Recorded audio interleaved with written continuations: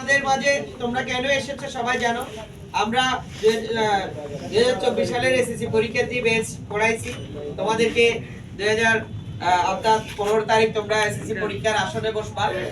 এটাতে বসে তোমাদের কি কাজ করতে হবে সেই জিনিসটা দীপ্ত মোটামুটি আলোচনা করেছেন। আমি তোমাদের একটা কথা বলবো, তোমাদের আসলে পড়ালেখার সিস্টেমটা, তোমাদের পড়ালেখার যে পদ্ধতি, এটা কিন্তু আসলে মানে মূলত তোমরা পড়ালেখা থেকে বাইরের কাজগুলোতে বেশি অ্যাক্টিভ থাকো।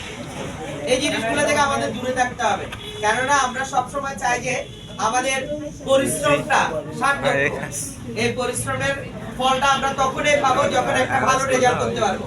এই যে তোমাদের সামনে যে ভাইগুলো বসে আছে, এই ভাইগুলোর রেজাল্ট গুলো দেখো এবং এরা কোন কোন ইউনিভার্সিটিতে পড়ালেখা করে, এই সমস্ত জিনিসগুলো যদি তুমি দেখো, তুমি নিজেকে অনুপ্রাণিত করতে পারবে।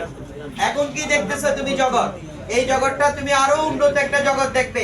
সেই জগৎটা দেখার সময় তুমি আরো বেশি বেশি তেমন একটা গভীরে তুমি প্রবেশ করবে, যেখান থেকে তোমাকে আর বের হয়ে আসতে ইচ্ছে করবে।